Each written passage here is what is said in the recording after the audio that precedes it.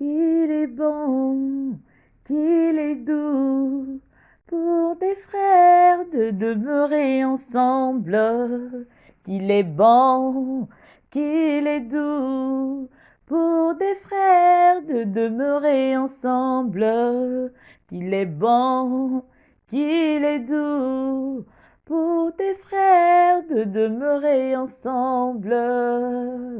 Shalom, shalom, la grande famille, shalom, les amoureux du Christ, shalom, mes frères et mes sœurs. Oui, il est bon, il est doux pour des frères de demeurer ensemble, de demeurer dans la maison du Seigneur, de demeurer dans la communauté, de demeurer dans cette famille priorité à l'évangile. Oui, je rends grâce au Seigneur pour chacune de nos vies. Oui, Seigneur, je te bénis. Oui, je te loue, je te rends grâce. Oui, toi le Dieu trois fois saint. Oui, toi le Dieu merveilleux. Je viens en ce jour pour te rendre grâce pour la vie de ton fils Makaï. Oui, Seigneur, je viens te remercier pour sa vie, pour cette mission que tu l'as confiée. Oui, Seigneur, c'est toi qui l'as confié cette mission. Oui, Seigneur, je te rends grâce pour cette vision qui est priorité à l'évangile. Oui, afin que plusieurs personnes puissent donner la priorité à l'évangile. Merci Seigneur Jésus pour sa disponibilité. Merci Seigneur Jésus parce que à travers ton fils Makaï qui nous a formés, qui nous a longtemps formés, oui Seigneur, tu l'as utilisé afin qu'il puisse nous former. Et aujourd'hui, grâce à cela, je suis là devant mes frères et mes sœurs. Oui Seigneur, pour parler de toi. Oui, Jésus, car tu as besoin, Seigneur, tu dis dans ta parole que la moisson est grande, mais les ouvriers sont peu. Oui, Seigneur, tu as besoin qu'on puisse parler de toi. Voilà pourquoi tu as mis ton fils Makaï afin qu'il puisse former tes enfants. Oui, je sais que dans cette famille, il y a plusieurs personnes qui ont soif de cela. Permets-les, Seigneur Jésus-Christ, de pouvoir aussi être formés. Permets-les, Seigneur, de pouvoir aussi accorder la priorité à l'évangile, car ce n'est qu'en écoutant ta parole que l'on grandit spirituellement. Oui, seul nous ne pouvons pas. Oui, seul Seigneur, je ne pouvais pas me présenter là devant mes frères et mes sœurs. Mais ce n'est que par ta grâce, ce n'est que par ta volonté. Voilà pourquoi je te rends grâce. Je te remercie pour la vie de ton fils Makaï. Je te remercie, Seigneur, pour sa famille, pour tout ce que tu ne cesses de faire, pour ce cœur d'amour que tu as mis en lui.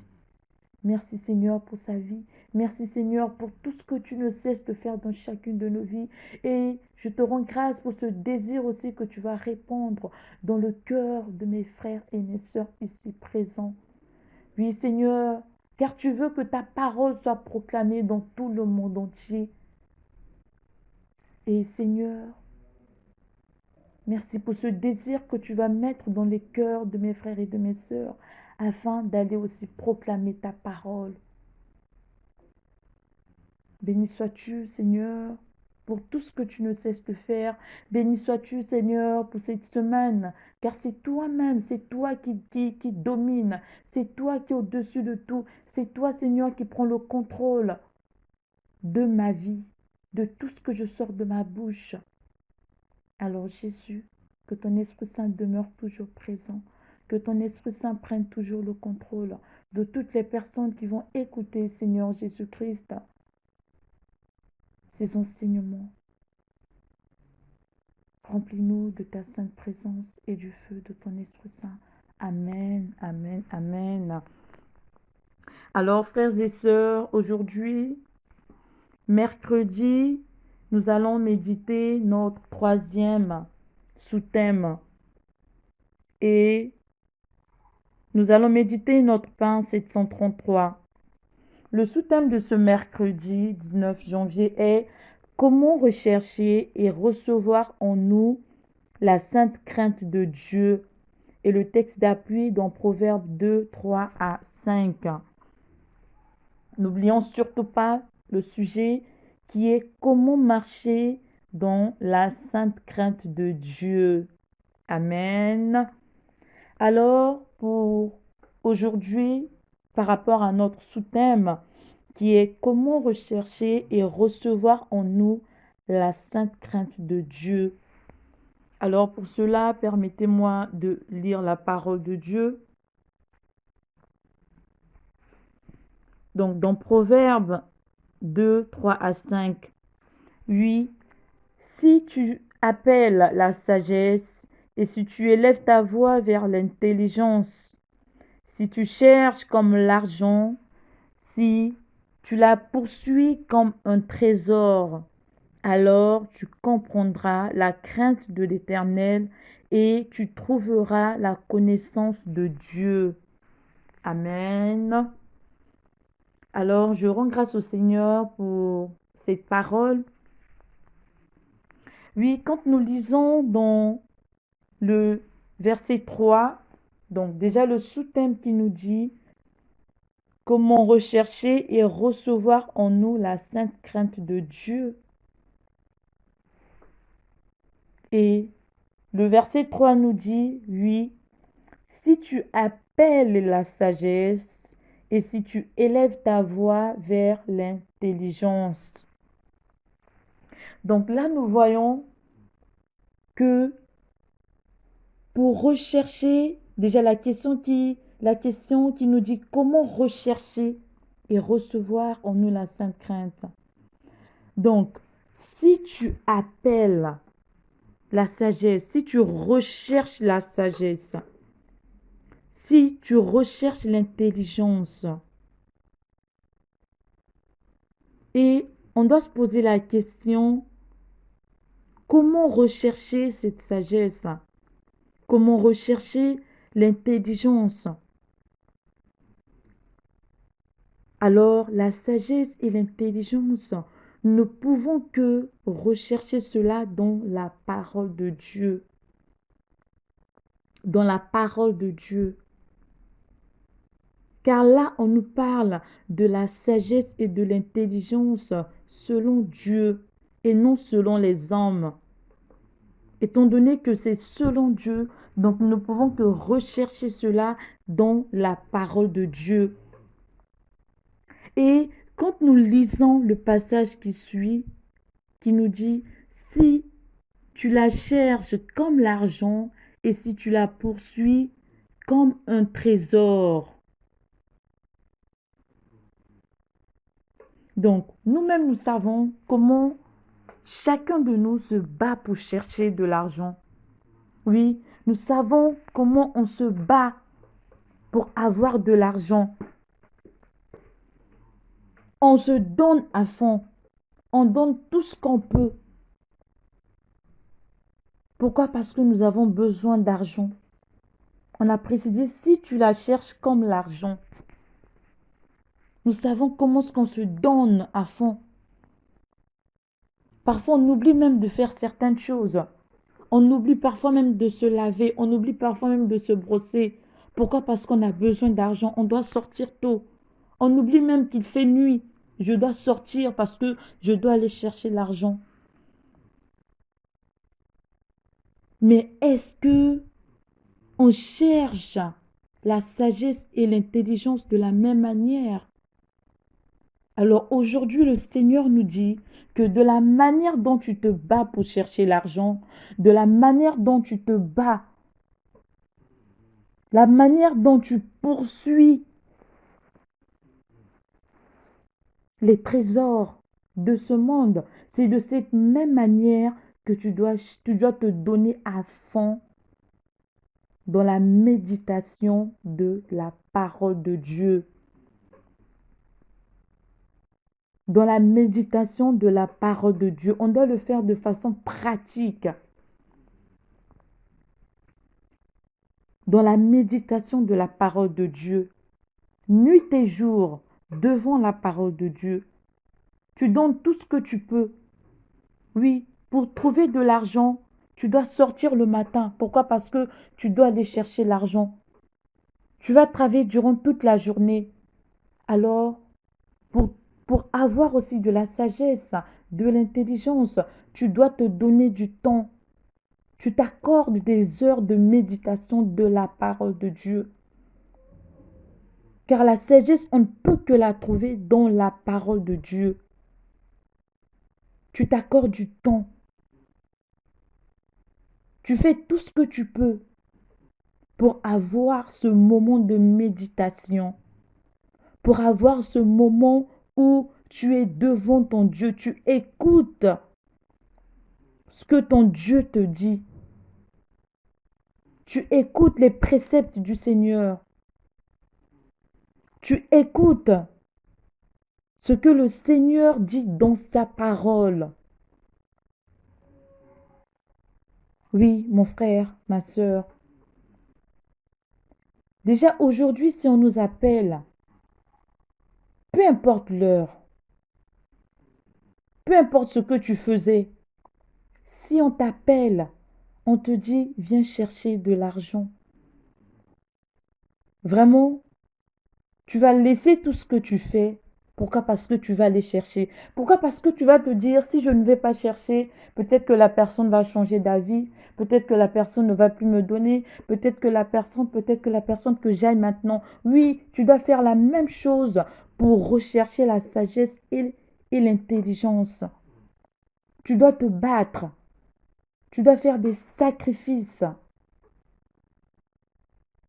Tu dois faire des sacrifices. Pourquoi? Parce que tu veux recevoir de la sagesse venant de Dieu. Ce n'est que Dieu seul qui peut nous instruire. Ce n'est que Dieu seul qui peut nous révéler plusieurs choses. Alors c'est dans la méditation de la parole de Dieu. Tu passes ton temps dans la méditation de la parole de Dieu. Tu médites la parole de Dieu jour et nuit.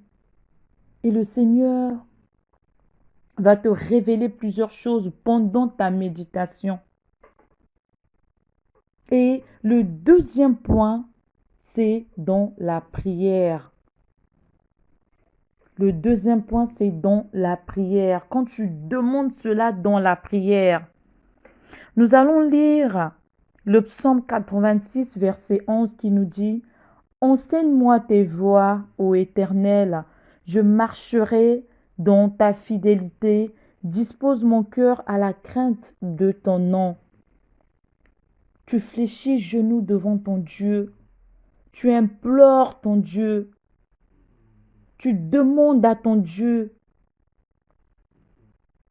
Donc, pendant que tu recherches cela dans la parole de Dieu, la sagesse et l'intelligence, et tu pries aussi, tu invoques ton Dieu afin qu'il puisse te l'accorder. Le psaume 86 qui dit « Enseigne-moi tes voies, ô Éternel ». Tu demandes au Seigneur de t'enseigner ses voies. Pourquoi? Pour que tu marches dans la fidélité. Pour que tu marches dans la crainte de Dieu. Et quand nous revenons dans notre passage de Proverbes 2, 3 à 5, quand nous lisons le passage qui suit, le verset 5, alors tu comprendras la crainte de l'Éternel et tu trouveras la connaissance de Dieu. Donc, si tu cherches, tu te donnes à fond pour chercher la sagesse, tu te donnes à fond pour chercher l'intelligence dans la parole de Dieu, dans la méditation de la parole de Dieu, alors tu recevras la connaissance divine. Pas n'importe quelle connaissance, mon frère, ma sœur, mais la connaissance divine. Et par la grâce de Dieu, tu vas comprendre ce que c'est que la crainte de Dieu. Le Seigneur lui-même, il va te révéler cela dans sa parole. Car la parole de Dieu est une lumière. Elle vient pour éclairer nos vies. La parole de Dieu vient pour éclairer nos vies.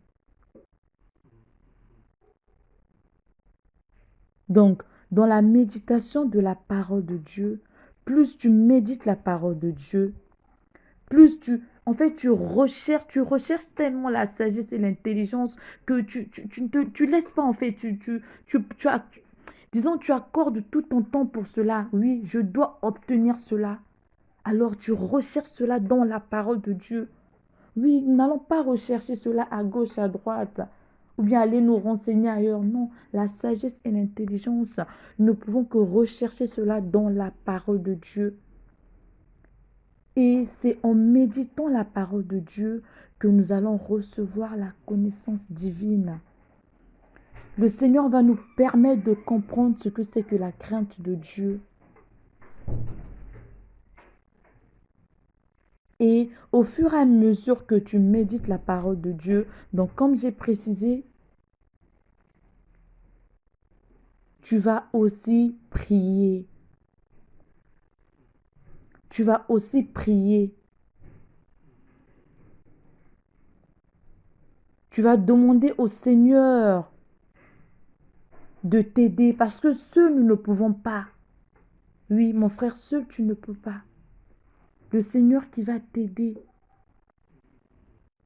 Le psaume 86 qui dit « Enseigne-moi tes voies ». Tu demandes au Seigneur de t'enseigner ses voies. Tu demandes au Seigneur, tu implores ton Dieu. La parole de Dieu dit « Demandez, on vous donnera ». Donc quand tu demandes à ton Dieu, tu vas recevoir. Quand tu frappes devant sa porte, tu frappes, il va t'ouvrir la porte. Donc tu demandes à ton Dieu, tu implores ton Dieu. Tu viens t'agenouiller devant ton Dieu. Pourquoi? Parce que tu veux tellement recevoir cette sagesse. Tu veux tellement recevoir cela. Alors tu donnes tout ce que tu peux. Tu viens, tu fléchis genoux devant ton Dieu. Tu demandes à ton Dieu, tu demandes au Seigneur de t'enseigner ses voies, de te montrer comment tu dois marcher, de te montrer ce que tu dois faire. Tu demandes au Seigneur de répandre en toi la crainte de Dieu.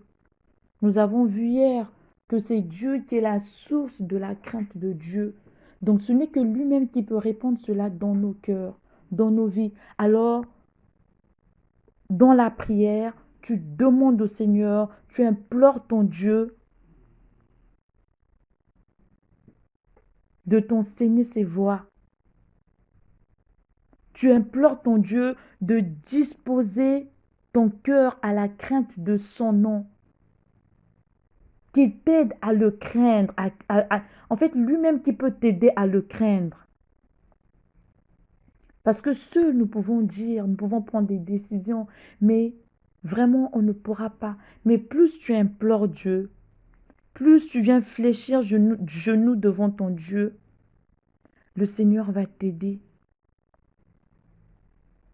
Quand nous lisons le psaume 115, verset 11, « Vous qui craignez l'Éternel, confiez-vous en l'Éternel. Il est leur secours et leur bouclier. » Oui, le Seigneur est notre secours et notre bouclier. Plus tu cries à lui, il vient. Plus tu demandes, il vient te donner ce dont tu as besoin. Alors que le Seigneur, dans sa bonté, puisse nous aider. Oui, que le Seigneur, dans sa bonté, puisse nous aider à se donner à fond. À se donner à fond. À donner tout ce qu'on peut pour recevoir la sainte crainte. À donner tout ce qu'on peut pour recevoir la sainte crainte.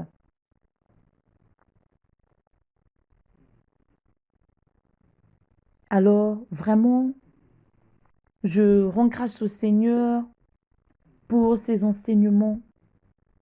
Oui, je rends grâce au Seigneur pour ses instructions.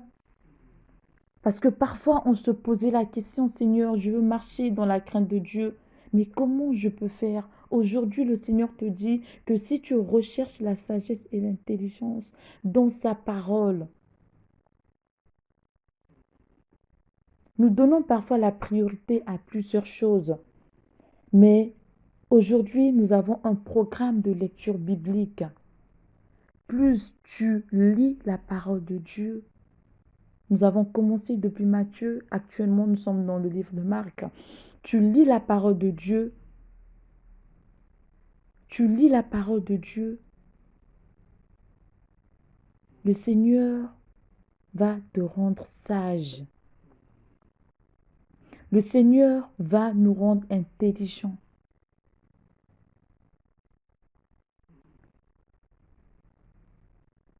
Plus tu le désires, tu prends ton temps, tu le fais avec amour, tu le fais avec joie. Tu verras que tu vas recevoir la crainte de Dieu. Tu vas recevoir. Le Seigneur va éclairer ta vie. Le Seigneur va te montrer comment tu dois marcher, les voies que tu dois suivre. Le Seigneur va t'aider à comprendre ce que c'est que la crainte de Dieu. Oui, mon frère, ma soeur. Alors, il est grand temps pour tout un chacun de rechercher la sagesse et l'intelligence. Il est grand temps pour tout un chacun de rechercher cela de tout son cœur afin de comprendre ce que c'est que la crainte de Dieu, afin de marcher maintenant dans la crainte de Dieu. Alors, je rends grâce au Seigneur pour ce moment de prière. Alors, on se dit à demain jeudi, pour notre 4e jour d'enseignement. Et notre sous-thème de demain, mercredi, jeudi, vais m'excuser, est 4 choses qui produisent en nous la sainte crainte de Dieu. On s'est donné dans la méditation de la parole pour rechercher la sagesse, l'intelligence afin d'être sage. Nous l'avons fait dans les prières, nous avons imploré notre Dieu. Et demain, nous allons voir les 4 choses qui produisent en nous la sainte crainte de Dieu. Alors, soyons toujours connectés des minuit GMT afin d'écouter ce que le Seigneur a prévu pour nous. Shalom, shalom famille, que le Seigneur nous bénisse.